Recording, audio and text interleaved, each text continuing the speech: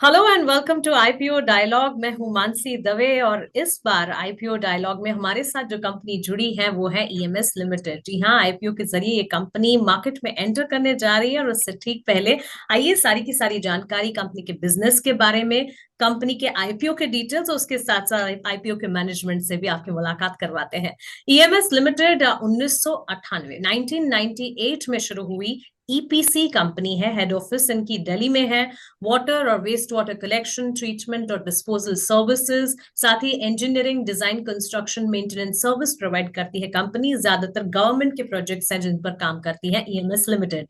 Issue के जुड़े details आपके सामने रखते हैं। 8 सितंबर से 12 सितंबर तक का इशू जो है वो खुला रहेगा। प्राइस बैंड इसका 200 से 211 रुपए प्रति शेयर तय किया गया है। लॉट साइज 70 शेयरों की है, यानी कि सिंगल लॉट प्राइस जो है 14,770 की होगी। फ्रेश इश्यू 146 करोड़ का और ऑफर फॉर सेल जो है वो 174 करोड़ का है, यानी कि आईपीओ साइज करीब 320 करोड़ की होगी। आइए अब कंपनी के मैनेजमेंट से आपकी मुलाकात करवाते हैं। हमारे साथ रामवीर सिंह जी हैं जो कि चेयरमैन और प्रमोटर है ईएमएस लिमिटेड के, और साथ ही आशीष तोमार जो कि फाउंडर और मैनेजिंग डायरेक्टर है। रामवीर सिंह जी, आशीष तोमार जी, आपका बहुत स्वागत है हमारे साथ जुड़ने के लिए, अपना समय देने के लिए आपका शुक्रिया। रामवीर जी, शुरुआत आपसे करना चाहूंगी। Thank you. जी हाँ जी शुरुआत। मैडम। जी जी रामवीर जी, शुरुआत आपसे करना चाहूंगी। कंपनी का बिजनेस मॉडल क्या है? कंपनी किस तरह के बिजनेसेस में कार्यरत है? ये आसान भाषा में आपका बिजनेस क्या है और उसकी खासियत क्या है, हमारे व्यूवर्स को आप बताएं। मैडम हम जो है वाटर सेक्टर में काम करते हैं। तो जिसमें जो है सीवर से संबंधित door to door house connection, networking, pumping station और ट्रीटमेंट प्लांट का कंस्ट्रक्शन करते हैं। इसी तरीके से वाटर सप्लाई, ड्रिंकिंग वाटर जो है उसका door to door connection, networking और ट्रीटमेंट, वाटर ट्रीटमेंट प्लांट ये बनाते हैं। हमारी कंपनी टोटल जो एक्सटर्नल फंडिंग के काम है गवर्नमेंट के, वही काम करती है, जिसमें जैसे जायका के काम होंगे, एडीबी फंडिंग के काम होंगे, या वर्ल्ड बैंक की फंडिंग के काम होंगे, केएफडब्ल्यू की या सेंट्रल गवर्नमेंट की फंडिंग के काम होंगे, हम उन्हीं कामों को करते हैं। और हमारी कंपनी का जो एसेट लाइट मॉड्यूल है, जिसमें हम एसेट कम से कम अपने एसेट रखते हैं, वो एसेट लाइट मॉडल हमारा है।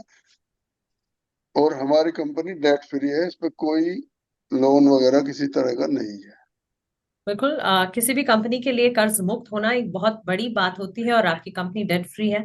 ढेरों शुभकामनाएं उसके लिए, और आपके फाइनेंशियल्स पर भी आगे हम बात करेंगे। लेकिन आशीष जी, आपसे पूछना चाहूंगी, आईपीओ की डिटेल्स जब हम देख रहे थे, ओएफएस के जरिए 174 करोड़ यहाँ पर रकम है, और साथ ही फ्रेश इशू 146 करोड़ की, यानी कि टोटल आईपीओ साइज 320 करोड़ का होने वाला है। तो ये इन्वेस्टर्स कौन है जो कि इक्विटी बेच रहे हैं और इसकी वजह क्या है? मैम, जो भी शेयर्स बेचे जा रहे हैं वो सभी हमारे चेयरमैन साहब के हैं। और कंपनी में जो इश्यू साइज है 320 करोड़ का, हम्म। इसमें से हमें जो कंपनी में वर्किंग कैपिटल की जरूरत थी वो लगभग 150 करोड़ के आसपास की फिगर थी। तो इसीलिए वो हम फ्रेश इशू के तौर पर ला रहे हैं, वो पैसा कंपनी में आएगा। और बाकी जो सेबी की रिक्वायरमेंट है आईपीओ के लिए, प्रोमोटर्स की शेयर होल्डिंग 25% तक डाइल्यूट करने का, उसको मीट आउट करने के लिए ओएफएस के जरिए लगभग 175 करोड़ रुपए उसमें रेज किए गए हैं। ये सभी शेयर्स मिस्टर रामवीर सिंह हमारे चेयरमैन साहब की हैं। और आईपीओ के बाद हमारी जो शेयर प्रमोटर शेयर होल्डिंग है वो लगभग 70% के आसपास रहेगी, उससे थोड़ा ज्यादा। एब्सोल्युटली। रामवीर सिंह जी, आपसे जानना चाहूंगी, वाटर ट्रीटमेंट का ये जो बिजनेस है, इस बिजनेस में वैसे तो अगर देखा जाए तो स्कोप काफी नजर आता है और चैलेंजेस कम ही दिखते हैं। आपका क्या कहना है, और आईपीओ से जुटाई गई रकम का इस्तेमाल किस तरह से होगा? देखो मैडम, जो हमारे देश में अभी इस सेक्टर में जस्ट काम शुरू हुआ है। जी। और सीवरेज और वाटर सप्लाई, सीवरेज में जैसे अर्बन की अगर पॉपुलेशन हम 40 करोड़ भी मान ले आज की तारीख में, तो 20,000 पर कैपिटा फंड्स चाहिए। और वाटर सप्लाई के लिए 10,000 पर कैपिटा फंड चाहिए। इस तरीके से 30,000 पर कैपिटा अगर 40 करोड़ पब्लिक को वो करना है लाभान्वित, तो 12 लाख करोड़ रुपए फंड की जरूरत है। ये 12 लाख करोड़ का काम बिल्कुल तुरंत है, जबकि अभी ज्यादा से ज्यादा 1,50,000 करोड़ के काम इसमें से हुए होंगे। तो बिल्कुल इसमें तो बहुत स्कोप है। और रही बात इसकी, भाई हम जो वो इशू आईपीओ लाए हैं, उससे जो फंड होगा उसका क्या करेंगे, उसको वर्किंग कैपिटल में यूज किया जाएगा। क्योंकि हमारी 20-25% की ग्रोथ है, उसके हिसाब से वर्किंग कैपिटल की जरूरत है, और बैंक से हम लोन लेना नहीं चाहते। बिल्कुल। तो चलिए, ये तो बैंक हुई से आईपीओ से जुटाई रकम के हाँ। इस्तेमाल की बात। लेकिन आशीष जी, आपके फाइनेंशियल्स को मैं देख रही थी।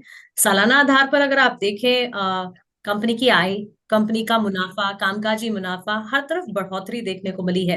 रेवेन्यू के फ्रंट पर भी ऑन ईयर बेसिस हमने इजाफा ही देखा है, लेकिन मार्जिन्स के फ्रंट पर कमी आई है। इसके पीछे की वजह क्या है और आगे आपके मार्जिन्स को लेकर आउटलुक क्या है? मैम, हम जो भी प्रोजेक्ट्स एग्जीक्यूट करते हैं उसमें बिडिंग के टाइम पर ही जो कॉस्टिंग के बाद हम अपना मार्जिन लोड करते हैं, उसमें लगभग 25% प्लस का मार्जिन रखते हुए हम अपना प्राइस कोट करते हैं। उसी के चलते हमारे जो मार्जिन हैं वो लगभग स्टेबल है। 30% प्लस माइनस 1-2% का फिगर्स रही हैं मार्जिन में। और क्योंकि टेंडर बेस्ड वर्क है, इसके चलते 1-2% का ऊपर नीचे चलता रहता है। और रही बात आगे की, उसकी तो मार्केट में स्कोप बहुत है, काम बहुत है। और हम ये होप करते हैं और ये विश्वास है कि ये मार्जिन हमारे आगे भी बने रहेंगे। बिल्कुल, ये बात तो तय है, स्कोप है इस मार्केट में और इस इंडस्ट्री में, और काफी हद तक यहाँ पर आगे काम करने की जरूरत भी है। और इसी के चलते फर्स्ट मूवर्स एडवांटेज, या कह सकते हैं कि जब शुरुआत से ही इस सेगमेंट में आप उतर गए हैं तो फायदेमंद तो जरूर होगा। रामवीर सिंह जी, 90% आपके रेवेन्यू जो है वो वाटर सेगमेंट से आते हैं और मोस्टली थ्रू गवर्नमेंट प्रोजेक्ट, ये हम देख रहे हैं। सरकारी प्रोजेक्ट, या अगर मैं सही समझ रही हूँ कि आपकी जो बिजनेस सेगमेंट है उसमें ज्यादातर प्रोजेक्ट सरकार की तरफ से ही मिलते होंगे, तो क्या फोकस आगे भी इसी तरह का होगा? हाँ बिल्कुल मैडम, इसी तरह का फोकस रहेगा। इसी में अनलिमिटेड स्कोप है, तो दूसरे सेक्टर में जाने की जरूरत ही नहीं है। और कोई भी गवर्नमेंट आए, अब तो हर गवर्नमेंट को इस सेक्टर पे ध्यान देना ही है। हम्म। और आगे जैसे जैसे डे बाय डे पानी की तो शॉर्टेज देश में हो ही रही है, बिल्कुल। तो इसमें कोई अभी ऐसी दिक्कत लगती नहीं। हमें तो इसी सेक्टर में काफी संभावना लगती है। ठीक है। दो आखिरी सवाल होंगे। आशीष, आपसे जानना चाहूंगी आपकी ऑर्डर बुक की सिचुएशन क्या है, इसके बारे में हमें बताएं। आगे क्या प्लान्स हैं और कौन से सेगमेंट्स में आपकी ऑर्डर बुक डिस्ट्रीब्यूट होती है? मैम, अभी हमारे पास लगभग 1750 करोड़ के अनएग्जीक्यूटेड वर्क इन हैंड है। ये as on date of filing RHP है। उसके बाद लगभग 250 करोड़ का, 250-300 करोड़ का ऑर्डर हमें और मिला है जिसमें मिलवन डिक्लेयर हुए हैं। तो इस चीज को देख अगर कंसिडर कर लिया जाए तो लगभग 2000 करोड़ के वर्क इन हैंड हमारे पास अभी हैं, जो कि आने वाले 2.5 से 3 साल के अंदर एग्जीक्यूट होने हैं। तो बिल्कुल। ये 2000 करोड़ रेवेन्यू में अगले 2.5 से 3 साल के अंदर ट्रांसलेट हो जाएंगे। और इसके अलावा लगभग 2000 करोड़ की हमने टेंडर्स कर रखे हैं जो इन प्रोसेस है। और वी होप कि पास्ट परफॉर्मेंस देखते हुए उसमें से भी हमें सब्सटेंशियल काम कुछ मिल जाएगा। बिल्कुल।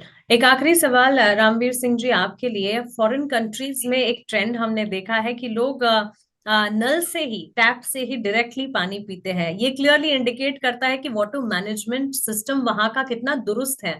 आपको क्या लगता है, हम कितने आगे बढ़ पाए हैं और ट्रांजिशन होने में इस तरह का कितना समय लगेगा?